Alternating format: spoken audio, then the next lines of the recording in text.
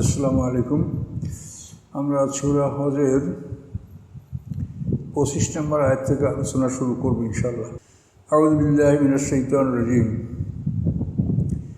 ইন্নাল্লাযীনা কাফারু ইয়াসুদ্দুনা আন সাবিলিল্লাহ, নিশ্চয়ই যারা অবিশ্বাস করে এবং আল্লাহর পথ থেকে মানুষদেরকে ফিরিয়ে রাখে, আল মসজিদুল হারামে এবং মসজিদে হারাম সম্মানিত মসজিদ মক্কা মুআজ্জামা বাইতুল্লাহ, এই ঘর থেকে যারা মানুষকে ফিরিয়ে রাখে, বাধা দেয়।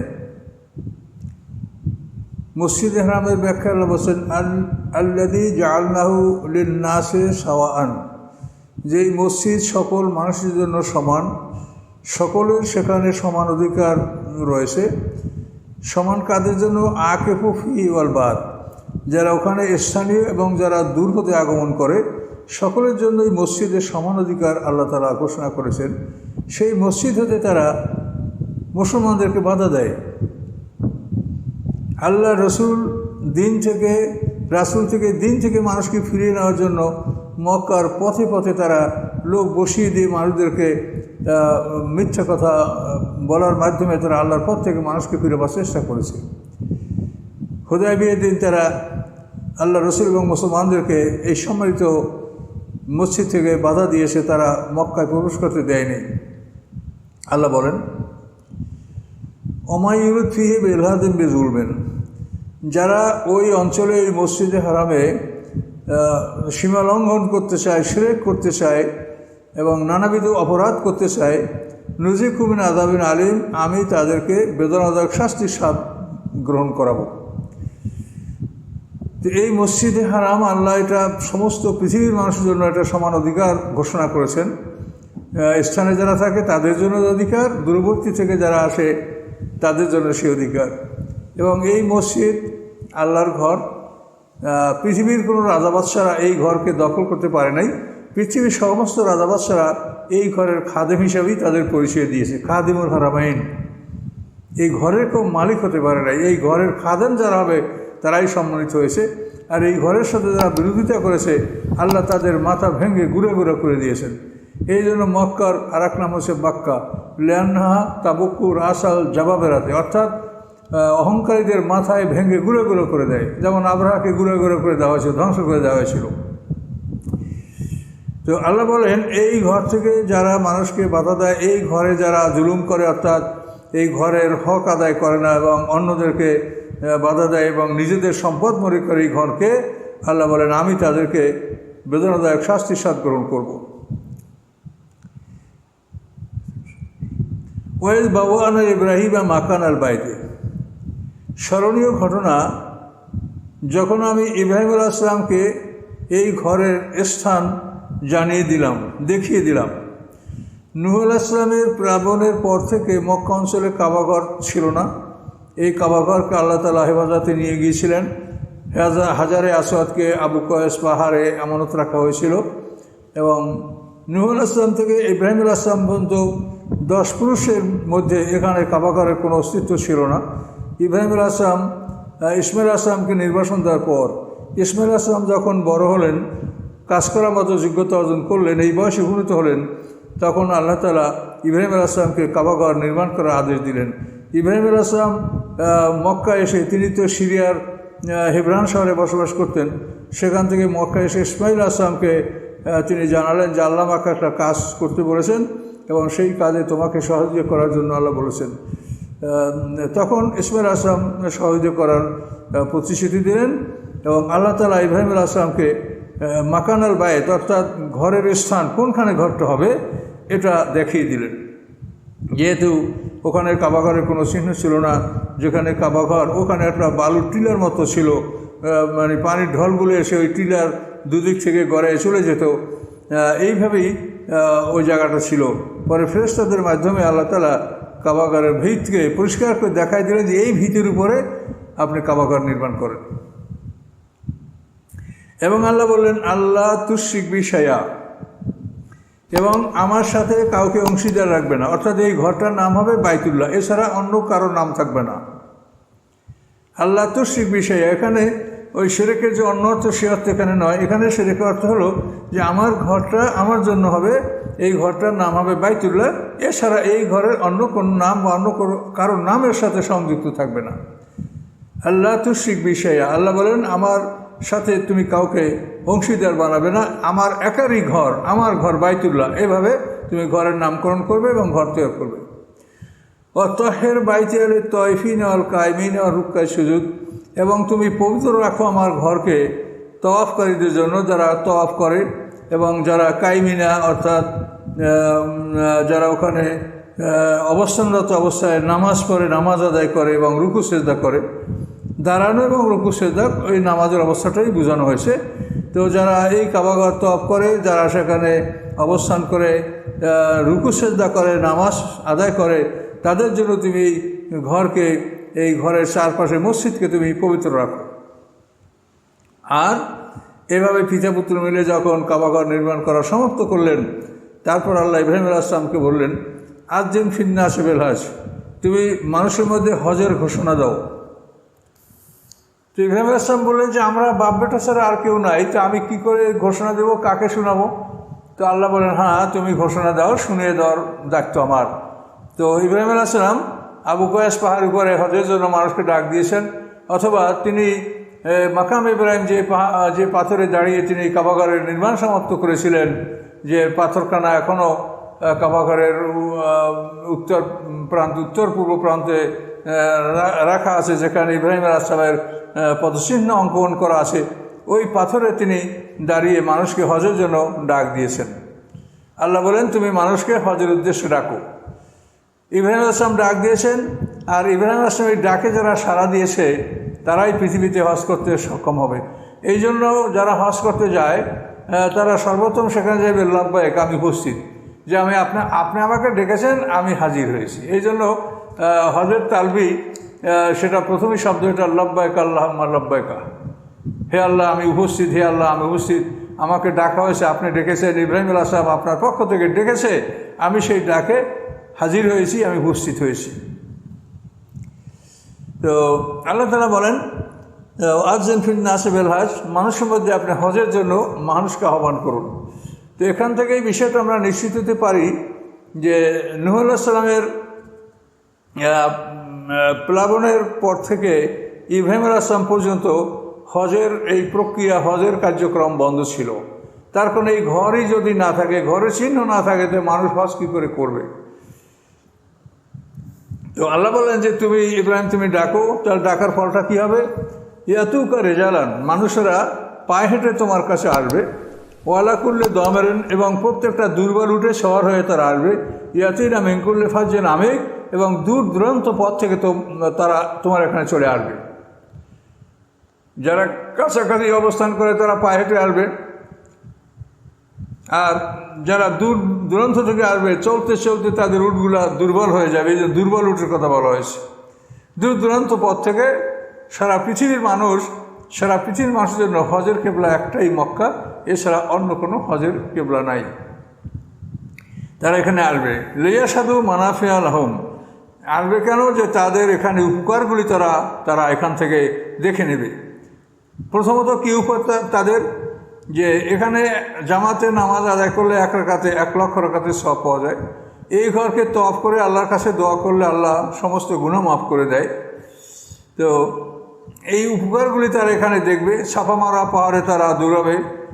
তো আল্লাহ বলেন এখানে তারা আসবে এবং তাদের উপকারগুলি তারা এখানে দেখে নেবে।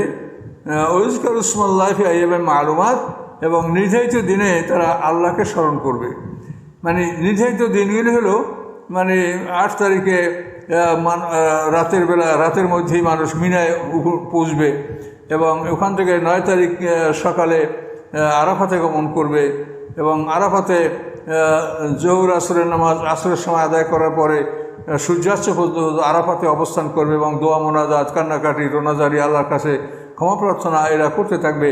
সূর্যাস্তের পরে আরাফাত থেকে মুজদালিফায় আসবে, এবং এশার সময় মাগরিব এশা একসঙ্গে আদায় করবে। এরপরে মাশআরে হারাম পাহাড়ে অবস্থান করবে এবং পুরো মুজদালিফায় অবস্থান করবে, এবং সেখানে রাত কাটাবে। অন্ধকার থাকতে থাকতেই ফজর নামাজ আদায় করে 10 তারিখের ভোরে মিনায় চলে যাবে, বড় শয়তানের প্রতীকের উপরে পাথর নিক্ষেপ করবে, তারপর সেখান থেকে মিনায় গিয়া কোরবানি করবে, তারপর ইহরাম ভঙ্গ করবে, তারপর মক্কা মুআজ্জামায় গিয়া সেখানে তওয়াফে জিয়ারাত আদায় করবে, আদায় করার পরে সেখান থেকে আবার মিনায় ফিরে আসবে, আসার পরে 11 তারিখ 12 তারিখ মিনায় অবস্থান করবে এবং 2 দিন 3টা শয়তানের প্রতীকের উপরে পাথর নিক্ষেপ করবে, 7টা করে 21টা করে পাথর নিক্ষেপ করে ছোট থেকে বড় এদিকে চলে আসবে। তো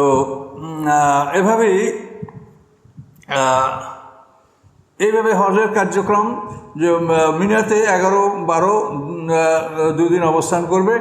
13 তারিখের ভোরের আগে যদি কেউ রাতের মধ্যে মক্কায় চলে আসে তো 2 দিনই তার জন্য যথেষ্ট। আর যদি 13 তারিখের ফজর পর্যন্ত কেউ মিনে অবস্থান করে তাহলে 13 তারিখও তাকে জোহরের পরে পাথর মেরে তারপর ফিরে আসতে হবে। তো আল্লাহ রসুল 13 তারিখ পর্যন্তই মিনায় ছিলেন। ফেরার পথে তিনি ওয়াদিয়ে মুহাসসাবে, সেখানে তিনি জোহর আসর, সেখানে তিনি ওয়াদিয়ে মুহাসসাবে আল্লাহ রসুল সেখানে আসরের নামাজ আদায় করেন। এরপরে ওখান থেকে তিনি মক্কা প্রবেশ করেন এবং মক্কা প্রবেশ করে তওয়াফ ইফাজা অর্থাৎ বিদায়ী তওয়াফ করে আল্লাহ রসুল মদিনার উদ্দেশ্যে তিনি রওনা হন। তো এই যে হজের কার্যক্রম মানে 9 তারিখ থেকে 12 তারিখ পর্যন্ত, তো এই কথাগুলি আল্লাহ এখানে সংক্ষিপ্তকারে বলেছেন যে মানুষ এখানে আসবে এবং এই নির্ধারিত দিনে তাদের ইবাদত, এই সওয়াব, এই বিষয়গুলি তারা প্রত্যক্ষ করবে এবং কি করবে, ওয়াজকুরু ইসমাল্লাহি ফি আইয়ামিন মালুমাতি আলামা রাযাকুমুল্লাহু মিন বাহিমাতিল আনআম। এই নির্ধারিত দিনে তারা আল্লাহর নাম নেবে, অর্থাৎ আল্লাহর নামে তারা পশু জবে করবে। কি পশু? আল্লাহ বলেন আমি যা তাদেরকে খাদ্য দান করেছি, কি বাহিমাতুল আনাম, তাদের এই যে গৃহপালিত চতুষ্পদ জন্তু, যারা নির্বাক কথা বলতে পারে না, এই নির্বাক চতুষ্পদ গৃহপালিত জন্তু এগুলি আমি তাদেরকে খাদ্য হিসেবে দান করেছি এবং এই নির্ধারিত দিনে এই পশু তারা জবে করবে। অর্থাৎ 10 তারিখে প্রথম বড় শয়তানের প্রতীকে পাথর মেরেই মিনায় গিয়ে তারা কোরবানি করবে এবং এই কোরবানি 10, 11, 12 তারিখের সূর্যাস্ত পর্যন্ত এই কোরবানি চলতে থাকবে। এবং এই কোরবানিটা হলো দমে শুকুর। দমে শুকুর অর্থ হচ্ছে যে আমরা আফাকিরা দূরে যারা অবস্থান করছি তারা হজের সময় আমরা ইমরান বা তামাত্তু এই দুইটার যে কোনো একটা নিয়াত করি। তো কিরান বা তামাত্তু, কিরান হলো একই সঙ্গে হজ এবং ওমরার নিয়াত করা এবং মাঝখানে 10 তারিখের আগে ইহরাম ভঙ্গ না করা, এটার নাম কিরান। আল্লাহ রসুল এই কিরান হজ পালন করেছেন, একই সঙ্গে হজ এবং ওমরার নিয়াত করেছেন। জুলহুলাইফা হলো মদিনাবাসীদের মিকাত। এই জুলহুলাইফা এসে আল্লাহ রসুল এবং সাহাবা ইকরামরা ইহরাম মানে হজের নিয়ত বেঁধেছেন এবং এরপরে মক্কায় এসে যাদের কাছে কোরবানির উট ছিল আল্লাহ রসুল বলেন যে তারা ইহরাম ভঙ্গ করো না, কোরবানি করে তারপর ইহরাম ভঙ্গ করবে। আর যাদের কাছে কোরবানির ছিল না তাদেরকে বলছেন যে তোমরা ইহরাম ভঙ্গ করতে পারো, 8 তারিখে আবার তোমরা ইহরাম বেঁধে আবার ওখান থেকে মিনায় যাবে, তারপর মুজদালিফা ওখান থেকে ঘুরবে। তো এখন এই পশু জবাই করার জন্য বলা হয়েছে। তো এই পশুটা হলো যে একই সঙ্গে নফল এবং ফরজ এই দুইটা হজের নিয়াত একই সঙ্গে করার কারণে এই কোরবানিটা দিতে হয়। এই কোরবানির জন্য যদি আপনার বাড়িতে কোরবানি ওয়াজিব, সেই কোরবানি কিন্তু এটা আদায় হবে না। এটা হলো দমে শুকুর। এটা হলো যে আপনি উমরা এবং হজ দুইটার একই সঙ্গে নিয়াত করছেন, এটা না করলে আপনাকে কষ্ট হবে। যেহেতু মদিনাবাসীরা জুলহুলাইফা থেকে ইহরাম বাঁধে, তারা যদি শুধু একটার নিয়াত করে হজের নিয়াত করে হজ পালন করার পর আবার উমরার জন্য আবার জুলহুলাইফায় যেতে হয় তো কষ্টকর। আমরা ইয়ালামলামে ইহরাম বাঁধবো, এখন যদি শুধু হজের ইহরাম বেঁধে ইয়ালামলাম থেকে আমরা ঢুকি তাহলে হজ পালন করার পরে উমরার জন্য আবার দ্বিতীয় ইহরাম বাঁধতে হবে, ইয়ালামলাম যেতে হবে, প্রত্যেকের জন্য এই বিধান। এই জন্য এই একই সঙ্গে দুইটা হজের নিয়াত মানে উমরা হজ এবং ফরজ হজ, এইটা করার কারণে আমাদেরকে একটা দম দিতে হয়। আর দম দিতে না পারলে তাদের জন্য 10টা রোজার কথা কোরআনে উল্লেখ করা হয়েছে। 3টা রোজা হজের মধ্যে 9 তারিখের আগে, জিলহজ মাসের 9 তারিখের আগে 3টা দিন, আর বাকি 7টা হজ থেকে ফেরার পথে বা ফিরে এসে। জিলহজ মাসের 9 তারিখ পর্যন্ত রোজা রাখা যাবে। তো 10, 11, 12, 13 এই 4 দিন রোজা রাখা হারাম। 3 দিন কোরবানি, এর সাথে আর একদিন তাশরিক। তো সম্মানিত সুধী মণ্ডলী, তো আল্লাহ বললেন যে তোমরা সেখানে তোমাদের উপকারগুলি দেখো, আর আল্লাহর নামে নির্ধারিত দিনে তোমরা যে পশুগুলি নির্ধারণ করা আছে কোরবানির জন্য, সেগুলি অর্থাৎ ছাগল, দুম্বা, ভেড়া, গরু, মহিষ, উট এগুলি কোরবানি করা যাবে। কিন্তু এছাড়া কোনো অন্য পশু দিয়ে কোরবানি হবে না। যেমন ঘোড়া, গাধা, খচ্চর এগুলিতে কোরবানি হবে না। আর নীলগাই, হরিণ, জংলি গাধা, তারপর জংলি খরগোশ এগুলিতেও কোরবানি হবে না। গৃহপালিত পশুর মাধ্যমে কোরবানি দিতে হবে। তো আল্লাহ বলেন যে পশুগুলি আমি নির্ধারণ করেছি গৃহপালিত পশু, সেই পশুগুলি তোমরা কোরবানি দিবে। হাকুলু মিনহা, এবং এর মাংস, গোশত তোমরা খাবে। এই পশুর গোশত তোমরা খাবে। এবং অতেমুল কানা আল ফাকির, অতেমুল বাইস আল ফাকির, এবং এই গোশ হতে তোমরা দুর্দশাগ্রস্ত, অভাবগ্রস্ত মানুষদেরকে খাওয়াবে। বাইস মানে যারা দুর্দশাগ্রস্ত মানুষ, হতাশাগ্রস্ত মানুষ, নানাবিধ সমস্যা তাদের আছে। আর ফকির যারা সাধারণ অভাবগ্রস্ত তাদেরকে বলা হয়েছে ফকির। তো দুর্দশাগ্রস্ত ফকির এদেরকে তোমরা ওই গোশ থেকে খাওয়াবে, তোমরাও খাবে, ওদেরকেও খাওয়াবে। তো এখান থেকে আমরা বিষয়টা বুঝতে পারছি, ইব্রাহিম আলাইহিস সালাম থেকে কোরবানির এই যে বিধান আল্লাহ তাআলা প্রবর্তন করেছেন, এই বিধানে আল্লাহ তাআলা গোশ খাওয়ার জন্য অনুমতি দিয়েছেন। আদম আলাইহিস সালামের সময় কোরবানি ছিল, হাবিল কাবিল কোরবানি করেছে। কিন্তু সে সময় দেখা গেছে যে কোরবানির বস্তু পাহাড়ে উঁচু জায়গায় রাখা হয়েছে। কোরবানি কবুল হলে আকাশ থেকে একখণ্ড আগুন এসে সেই কোরবানিটা জ্বালাই দিত, আর কবুল না হলে সেটা ওখানে পড়ে থাকতো। তো এই ধরনের কোরবানি ছিল ইব্রাহিম আলাইহিস সালামের পূর্ব পর্যন্ত। কিন্তু ইব্রাহিম আলাইহিস সালাম যেহেতু নূহ আলাইহিস সালামের 10 পুরুষ পরে কাবাঘর সংস্কার করেছেন, এবং কাবাঘরে হজের প্রথা আবার চালু হয়েছে, এবং কোরবানির আদেশ দেওয়া হয়েছে, এখানেই কোরবানির গোশত খাওয়ার জন্য আমরা আদেশ প্রাপ্ত হয়েছি। তাহলে ইব্রাহিম আলাইহিস সালাম থেকে কোরবানির গোশত খাওয়ার এটা বিধান পৃথিবীতে চালু হয়েছে। এরপরও বনী ইসরাঈলদের দেখা যায় যে তারা কোরবানি জ্বালানোর ব্যবস্থা তাদের মধ্যে আছে। সেটা হলো তাদের মান্নত কোরবানি, বা তাদের পরীক্ষামূলক কোনো বিষয়ে ফলাফল গ্রহণ করার জন্য কোরবানি, অথবা শত্রুর সম্পদ যারা তারা হস্তগত হতো, গনিমতের মাল, এগুলিকে তারা জ্বালায় দিত। এগুলি তারা খেতে পারতো না, এগুলি জ্বালানোর জন্য তাদের একটা আলাদা কোরবানির স্থান ছিল। কিন্তু স্বাভাবিকভাবে ইব্রাহিম আলাইহিস সালাম থেকে শুরু করে আমাদের শরিয়াতের সূচনা, আমরা যেটা দ্বীন ইসলাম মানছি, এটা ইব্রাহিম আলাইহিস সালাম থেকে, যেটা আল্লাহ কোরআনেই বলেছেন যে তোমাদের পিতা ইব্রাহিম আলাইহিস সালামের বিধান তোমাদের ঘরে বিধিবদ্ধ করা হয়েছে। তাহলে ইব্রাহিম আলাইহিস সালাম থেকে এই কোরবানি আমরা লাভ করেছি। আল্লাহ বলেন কোরবানি দেওয়ার পরে তোমরা কি করবে? সুম্মা লিয়াকুদু তাফাসাহুম, তোমরা তোমাদের শরীরের ময়লা দূর করবে। অর্থাৎ তোমরা এতদিন এহরাম অবস্থায় ছিলে, তোমাদের জন্য নখ কাটা, চুল কাটা, চুল দুরস্ত করা, দেহর বুগল নাভিন পরিষ্কার করা, এই সমস্ত কাজকর্ম থেকে তোমরা বিরত ছিলে। কাজে এখন তোমরা এহরাম ভঙ্গ করে তোমরা পরিষ্কার পরিচ্ছন্ন হও, দাড়ি চুল সুন্দর করো, এভাবে তোমরা মানে ভালো অবস্থানে ফিরে আসো। তো অলিয়াকুদু তাফাসাহুম, এভাবে তারা তাদের শরীরের ময়লা অপবিত্র দূর করবে। অলিউফু নুজুরাহুম, এবং তারা মান্যতগুলি পূরণ করবে। মান্যত মানে নির্ধারিত শরিয়াতের বিধান। এখানে শরিয়াতের নির্ধারিত বিধানগুলি পালন করবে। আর যদি কারো মানত থাকে তো সেটাও সে পালন করবে, যে আমি ওমরা মান্যত করছি বা অমুক মান্যত করছি, তা পালন করবে। অলিয়াত তাওফু বাইতুল আতিক, এবং তারা এই পুরাতন ঘরকে তারা তওবা করবে। বাইতুল আতিক মানে এই পুরাতন ঘর। এই ঘরে সেটা আর পৃথিবীর অন্য কোনো পুরাতন ঘরের ইতিহাস পাওয়া যায় না। এই ঘর আদম আলাইহিস সালামকে সৃষ্টি করার 2000 বছর আগে ফেরেশতারা এই ঘর নির্মাণ করেছে। এর সেইটা আগে কোনো ঘর পৃথিবীতে থাকার কোনো ইতিহাস পাওয়া যায় না। এই জন্য এই ঘরকে বাইতুল আতিক বলা হয়েছে। সূরা বাকারায় ইন্না আউওয়ালা বাইতি উদিআ লিন-নাসি লাল্লাযী বিবাক্কাতা, ওখানে যে বলা হয়েছে যে পৃথিবীর প্রথম ঘর হচ্ছে যেই ঘরকে বাক্কা নামক জায়গায় স্থাপন করা হয়েছে, এইটা পৃথিবীর প্রথম ঘর। এবং আদম আলাইহিস সালামকে সৃষ্টি করার 2000 বছর আগে এই ঘর ফেরেশতাদের মাধ্যমে আল্লাহ তাআলা নির্মাণ করে নিয়েছেন। এই জন্য বলা হয়েছে যে পুরাতন ঘরকে তোমরা তওয়াফ করো। জালিকা, আল্লাহ মানে এই সব বিধান তোমাদেরকে শোনানো হলো যে সেখানে তোমরা আসবে, নির্ধারিত দিনে আল্লাহর ইবাদত করবে, কোরবানি করবে, গোশত খাবে, অন্যদেরকে খাওয়াবে।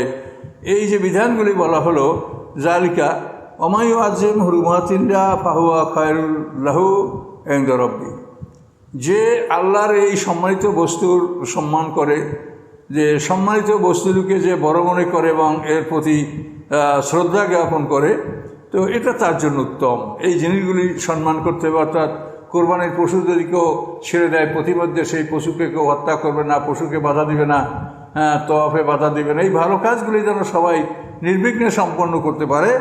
তো এগুলিকে হুরমাতিল্লাহ বলা হয়েছে, মানে আল্লাহর সম্মানিত বস্তু, এগুলিকে সম্মান দিতে হবে, বড় মনে করতে হবে। এটা তার জন্য উত্তম রবের নিকট। এটা যদি কোনো মানুষ করে, এটা তার জন্য উত্তম তার আল্লাহর কাছে।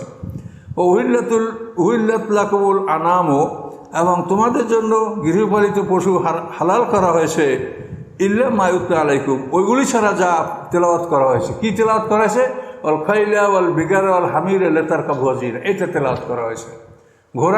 ঘোড়া গাদা খচ্চর এগুলি তোমরা খাবে না, এগুলি আল্লাহ তাআলা খেতে বারণ করেছেন।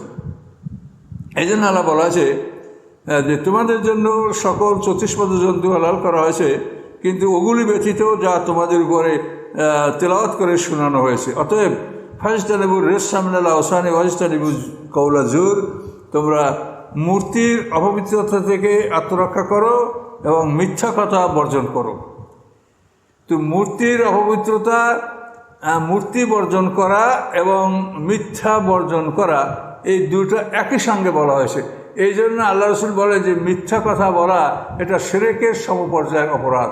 যেহেতু মূর্তিকে পূজা করা, মূর্তিকে সম্মান করা যেমন শিরক, এটা আল্লাহ ছেড়ে দিতে বলেছেন, তেমনি মিথ্যা বলা এটা আল্লাহ কঠিন অপরাধ, এটাকে আল্লাহ বর্জন করতে বলেছেন। তো আল্লাহ রসুল বলেন, তিনি মদিনার মসজিদে জুমার মেম্বারে তিনি বলেছেন যে মিথ্যা কথা বলা এটা শিরকের সমতুল্য অপরাধ। এরপরে এই আয়াতটা তিনি তেলাওয়াত করেন যে আল্লাহ এখানে বলেছেন তোমরা মূর্তির অপবিত্রতা থেকে দূরে থাকো, মিথ্যা হতে দূরে থাকো। একই সঙ্গে দুইটা কথা আল্লাহ একই আয়াতে বলেছেন, কাজে এই দুইটা সম পরিমাণের এই দুটো অপরাধকেই বর্জন করতে হবে, মিথ্যা বর্জন করতে হবে।